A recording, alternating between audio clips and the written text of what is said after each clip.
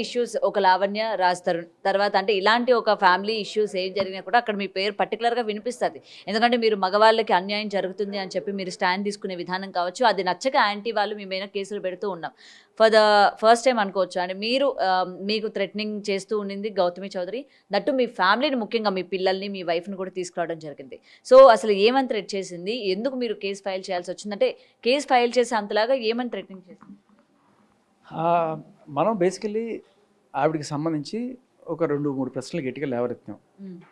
చేతనైతే సమాధానం చెప్పాలి, లేకపోతే మాట్లాడుకుని ఉండొచ్చు. కానీ ప్రశ్నలు అడగడం కూడా తప్పు. ఇప్పుడు మీడియాకి మీరు ఏదైనా ఒక ఇష్యూ తీసుకొస్తే ఒక జర్నలిస్ట్గా మీరైనా నేనైనా ఉన్న క్వశ్చన్లు అడుగుతాం. మన వాళ్ళు కూడా అడిగారు, మన బిగ్ టీవీలో కూడా అడిగారు.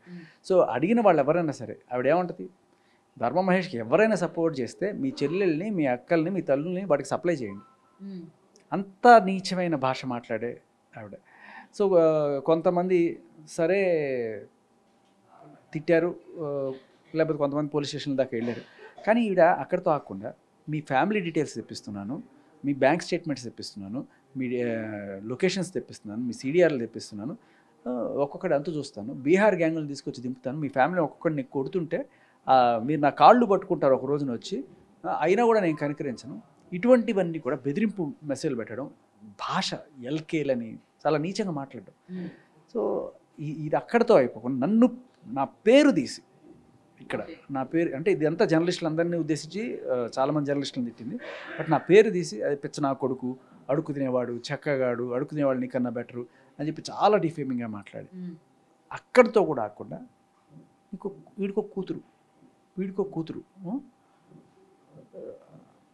నేను దాని జోలికి వస్తా, నువ్వు నా గురించి ఏదైనా మాట్లాడితే నేను దాని జోలికి వస్తా.